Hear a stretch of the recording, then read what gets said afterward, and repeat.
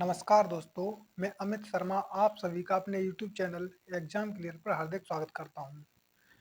तो दोस्तों, हमारा टॉपिक चल रहा था कैलेंडर का और कैलेंडर में इसका पहला पार्ट कंप्लीट हो चुका है और अगर आपने वो वीडियो नहीं देखी है तो आप हमारी चैनल पे विजिट करके उसको देख सकते हैं। तो उसमें हमने सीखा था कि किस तरह से हम पता लगाते हैं कि कौन सा वर्ष साधारण वर्ष है और कौन सा वर्ष लीप वर्ष है। और इसके अलावा हमने उसमें सिखाया था आपको कि किस तरह से हम लीप शताब्दी की और साधारण शताब्दी की हम पहचान करते हैं। और उसके बाद में फिर हमने उसमें आपको जो फर्स्ट टाइप के क्वेश्चन बनते हैं वो भी हमने आपको बता दिए थे। जैसे हमने एक क्वेश्चन कराया था कि 400 सालों में 29 फरवरी कितनी बार आएगी। तो इस तरह के क्वेश्चन मैंने आपको कराए थे। तो आज हमारा सेकंड पार्ट है। तो आज हम इससे आगे की चीज़ें सीखेंगे। तो अगर आपने हमारे चैनल को अभी तक सब्सक्राइब नहीं किया है तो सब्सक्राइब कर दीजिए और इस वीडियो को अपने यार दोस्तों में शेयर कर दीजिए, क्योंकि जब आपका सपोर्ट मिलेगा तभी चीज़ें आगे चलेंगी और हमें भी मोटिवेशन मिलता है इन चीज़ों से। क्योंकि आप जब लाइक करते हैं, कमेंट करते हैं और वीडियो को शेयर करते हैं तो हमारा ही मन करता है आप लोगों के लिए कि अच्छे से अच्छा कुछ बेटर से बेटर आपको दिया जाए। तो आइए चलते हैं आज और सीखते हैं आज उससे आगे। तो सबसे पहले तो आपको ये सीखना होगा कि कैलेंडर में दिनों की संख्या कितनी होती है। तो 7 दिन होते हैं, तो आप सब भी जानते होंगे कौन कौन से दिन होते हैं। एक तो होता है संडे, दूसरा होता है मंडे, तीसरा होता है ट्यूसडे, चौथा होता है वेडनेसडे,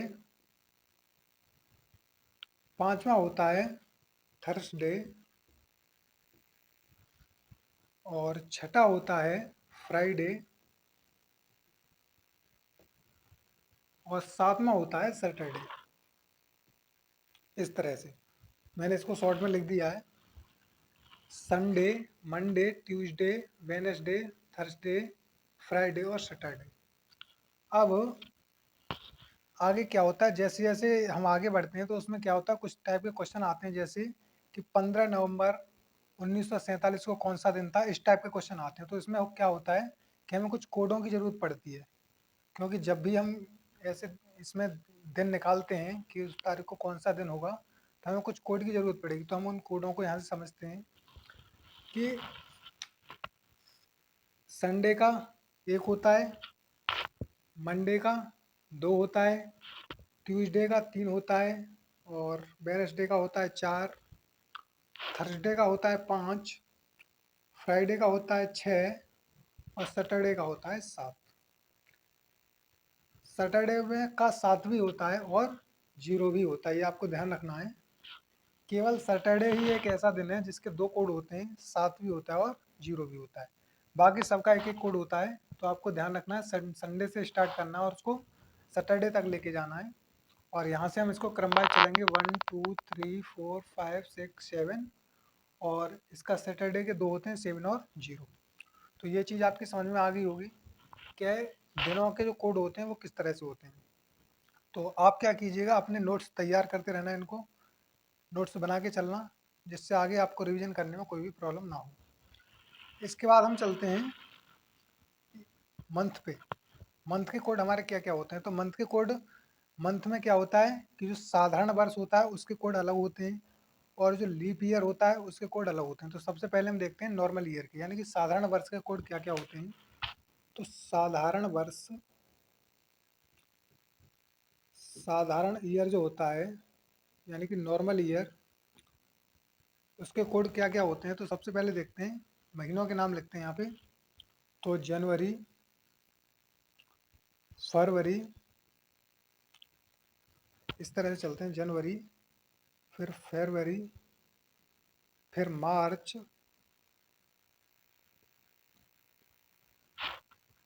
फिर अप्रैल, फिर मई, फिर जून, फिर आता है जुलाई, फिर अगस्त,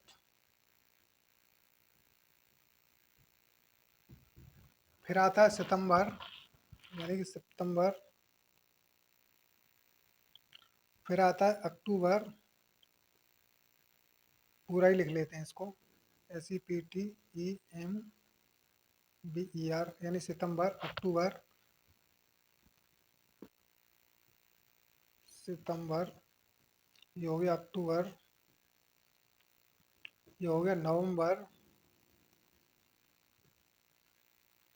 और ये हो गया आपका दिसंबर। अब ये हो गई जनवरी, ये हो गई फरवरी, इसको ही पूरा लिख लेते हैं, जनवरी, फिर होता है फरवरी, फरवरी। अभी हमारे 12 महीने हो चुके हैं, जनवरी, फरवरी, मार्च, अप्रैल, मई, जून, जुलाई, अगस्त, सितंबर, अक्टूबर, नवंबर और दिसंबर। ये चीज़ें आप जानते होंगे, इन महीनों के नाम तो आप सभी जानते होंगे, क्योंकि ये बेसिक चीज़ें हैं। अब इनके अगर हम कोड की बात करें तो इनके कोड होते हैं 144 025 036 146। अब कुछ हमारे जो दोस्त हैं वो कह रहे होंगे कि सर इतने कोड कौन याद करेगा, ये तो याद करना बहुत ही मुश्किल है। तो दोस्तों मैं आपसे कहना चाहूँगा कि जब भी आप कोई नया सिम कार्ड खरीदते हैं तो उसका नंबर शुरुआत में स्टार्टिंग में क्या होता है आपको याद नहीं होता है, लेकिन आप जैसे जैसे उसको 2-3 बार जब डायल करते हैं तो आपको नंबर स्वतः ही याद हो जाता है। या फिर अपने आपके किसी फ्रेंड का नंबर हो, तो या फिर आपकी कोई महिला मित्र का नंबर हो, तो आप उसको बहुत ही आसानी से याद कर लेते हैं। एक बार में याद नहीं होगा, 2-3 बार में वो याद हो जाएगा। तो आप इसको भी बहुत ही ईज़िली तरीके से याद कर सकते हैं। आप जब 2-3 बार इसको रिपीट करोगे तो बहुत आसानी से आप इसको याद कर लोगे। और इसको 1-2 बार फेरना है, जैसे 144 025 036 146। अगर आप इस तरह से याद ना कर पाएँ तो इसका एक और तरीका है, आप क्या कीजिए, इनका जोड़ा 3-3 का पेयर बना लीजिए। 3-3 का पेयर बनाने से क्या होगा, एक ये हो जाएगा और एक ये हो जाएगा। यहाँ से क्या होता है कि ये होगा 144 025 036 146। अब 144 से 12 का वर्ग होता है, 25 5 का होता है, और 036 यानी कि ये 36 हो गए तो ये 6 का होता है, और ये 146 यानी कि इससे 144 से 2 ज़्यादा। तो इससे भी आप आसानी से याद कर सकते हैं, क्योंकि आपको सिर्फ स्क्वायर याद करना है। 144 12 का हो गया, 25 5 का हो गया, 36 6 का हो गया, और 146 इससे 2 ज़्यादा। इस तरह से भी आप याद कर सकते हैं, 144 025 036 146। तो इस तरह से आप इस कोड को याद कर सकते हैं। अब अगर हम बात करें लीप ईयर की, तो लीप ईयर में क्या होता है, ये तो हो गया आपका नॉर्मल ईयर, तो आप इसको अपनी कॉपी में नोट डाउन कर लीजिएगा।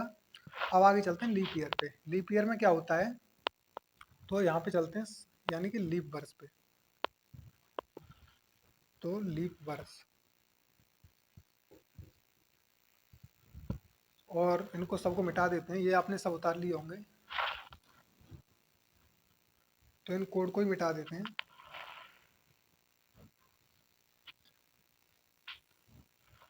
अब लीप ईयर के कोड में क्या होता है कि जनवरी और फरवरी के जो कोड होते हैं वो 0 और 3 हो जाते हैं। बाकी सब जो कोड होते हैं जो हमारे साधारण ईयर में होते हैं वही इसमें होते हैं। तो यहाँ पे क्या था, 4, फिर यहाँ पे 0 25 0 36 146।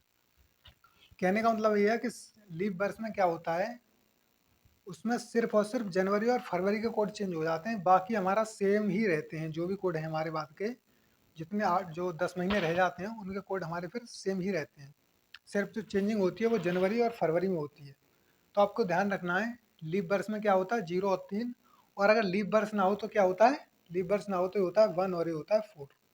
बस आपको इतना ध्यान रखना है, जब नॉर्मल ईयर होगा तो ये 1 और 4 होगा, जनवरी फरवरी के जो कोड होंगे वो क्या होंगे 1 और 4। और अगर लीप वर्ष है तो क्या हो जाएगा, ये जनवरी और फरवरी का कोड 0 और 3। इस तरह से हम इसकी पता लगा लेते हैं, और इनको भी आप नोट डाउन कर लीजिएगा, क्योंकि इससे क्या होगा, आगे अगर आप कभी भविष्य में कभी भूल जाते हो तो आपको ये याद रहेगा। और जैसे ही आपके कभी एग्जाम आएंगे तो आप क्या करोगे, नोट्स को एक बार रिवाइज कर लोगे, तो आपको बार बार वीडियो देखने की ज़रूरत नहीं पड़ेगी, तो इसलिए आप अपने नोट्स को साथ बनाते चलना। तो ये तो हो गए हमारे कोड। अब हमने पढ़ा अभी अभी क्या पढ़ा कि हमारे जो कोड होते हैं, दिनों के कोड क्या क्या होते हैं और महीनों के कोड क्या क्या होते हैं। तो दिन भी पढ़ लिए हमने, महीने भी पढ़ लिए। अब तीसरी चीज़ आती है शताब्दी, यानी कि सेंचुरी। और मेन जो कोड होते हैं वो होते हैं सेंचुरी के। तो सेंचुरी कोड याद करने के लिए हम क्या करेंगे, सबसे पहले चलते हैं 1500 से, यानी 1500 से लेकर के 1599 तक। फिर 1600 से लेकर के 1699 तक। फिर 1700 से लेकर के 1799 तक। फिर 1800 से लेकर के 1899 तक। और फिर 1900 से लेकर के 1999 तक। और फिर 2000 आ जाता है, यानी 1999 से लेकर के 1900 1900 से 1999 तक। अब आता है 2000, यानी 2000 से लेकर के 2099 तक। और फिर 3000 से लेकर के 3099 तक। और 4000 से लेकर के 4099 तक। बस, इससे ज़्यादा नहीं पूछे जाते, यहीं तक आते हैं। अब हमें याद रखना है ये कोड क्या होते हैं। ये कोड होते हैं, इसका होता है जीरो, यानी जब कभी भी 1500 से लेकर के 1599 तक की कोई चीज़ वो पूछेगा, 1500 से लेकर के जैसे कह देता है वो कि 12 अगस्त 1542 को कौन सा दिन होगा, तब क्या होगा, तब उसमें हमारा ये शताब्दी कोड क्या लगेगा, जीरो। फिर अगर 1600 से लेकर के 1699 तक की बात होती है तो इसका कोड होता है हमारा 6। और अगर 1700 से लेकर के 1799 तक की बात होती है तो इसका कोड होता है हमारा 4। और 1800 से लेकर के अगर 1899 तक की बात होती है तो इसका कोड होता है 2। जैसे 1800 से लेकर 1899 तक की बात होती है, जैसे क्वेश्चन आ जाता है कि 15 अगस्त 1872 को कौन सा दिन था, तब वहाँ पे 1800, मैंने आपको बताया था 1800 से लेकर के 1899 के बीच में जो भी ईयर की बारे में बात करेगा, चाहे वो 72 हो, 73 हो, कोई भी हो, तो वहाँ पे हम कोड किसका प्रयोग करेंगे, 2 का। क्योंकि हमारी जो सेंचुरी ईयर है उसका 1800 का जो कोड होता है वो कितना होता है, 2। अब फिर से क्या होगा, फिर से रिपीट होगा ये जीरो। और 2000 से लेकर के 2099 तक 6। और 3000 से लेकर 3099 तक का 4। और 4000 से लेकर के 4099 तक का फिर से 2। अब आप एक चीज़ देख रहे होंगे कि इसमें क्या होता है, कुछ कोड हैं जो बार बार रिपीट हो रहे हैं। कौन से कोड रिपीट हो रहे हैं, जैसे 0642, फिर से 0642, यानी कि यही रिपीट होते रहते हैं आगे। अगर मैं आपसे कहूँ कि 5000 से लेकर के 5099 तक की अगर मैं बात करूं तो इसका कोड क्या होगा, तो 0642 हो गया, 0642 हो गया। अब फिर से जीरो से स्टार्टिंग होगी। अब अगर हम आपसे बात करूं कि 6000 से लेकर के 6099 तक की, तो इसका कितना होगा, फिर से 6 होगा, क्योंकि यही कोड आपके रिपीट होते रहेंगे। अगर हम बात करूं 7000 से लेकर के 7099 तक की, तो इसका कितना हो जाएगा, 4। और अगर हम बात करूं 8000 से लेकर के 8099 तक की, तो इसका कोड कितना हो जाएगा, 2। यानी कि यही कोड बार बार रिपीट होते रहते हैं, 4 कोड। कौन कौन से, 0642 और 0642, फिर से 0642। आप क्या कीजिए, या तो आप किसी एक ईयर का कोड याद कर लीजिए, जैसे 2000 का होता है 6। अब अगर आपने 6 याद कर लिया तो आपको पता है आगे 2100 में क्या आएगा, 2100 में आएगा 2। पीछे क्या आएगा, 0642, 0642, आपको बस ये याद रख लेना है। और किसी एक ईयर का याद कर लेना, उससे आप क्या करोगे, आगे का भी लिख लोगे और पीछे का भी लिख लोगे, तो आपको कोई भी प्रॉब्लम नहीं आएगी। तो इस तरह से ये तो होते हैं आपके सेंचुरी कोड, इसको बोलते हैं हम शताब्दी कोड। शताब्दी कोड। और अगर इंग्लिश में बात करें तो इसको बोलते हैं सेंचुरी कोड। तो हमने आपको अभी अभी दिनों के कोड बताए, उसके बाद मंथ के कोड बताए, और ये हमने आपको सेंचुरी कोड बताए। अब इन्हीं 3 कोडों की आवश्यकता होती है किसी भी क्वेश्चन को करने के लिए, और ये हमने आपको तीनों कोड बता दिए हैं। और आप इनको अपनी जो भी नोटबुक हो, जो भी आप अपनी कोई फेयर बना रहे हो, उसमें आप इसको नोट्स में उतार लीजिएगा और इनको बार-बार रिवाइज़ कीजिएगा, क्योंकि ये याद करने की चीज़ है, जितना आप इनको बार-बार रिपीट करोगे उतनी ही जल्दी ये आपको याद हो जाएँगी और आपको कैलेंडर में कोई भी प्रॉब्लम नहीं होगी।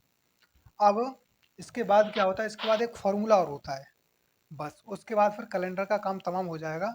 फिर ऐसा कोई भी क्वेश्चन नहीं होगा कैलेंडर के अंदर जिसे आप सॉल्व ना कर सकते हो।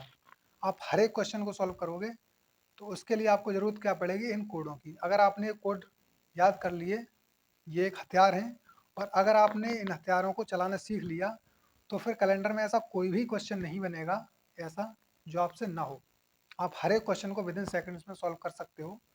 बस आपको ये हथियार चलाने आने चाहिए जो मैंने आपको बताया है, शताब्दी code, month code, day code, और एक मैं आपको फार्मूला और लिखवा रहा हूँ, उस फार्मूले को भी आप याद कर लेना। तो आइए उस फार्मूले को भी देखते हैं, वो फार्मूला क्या है। तो फार्मूला है वो,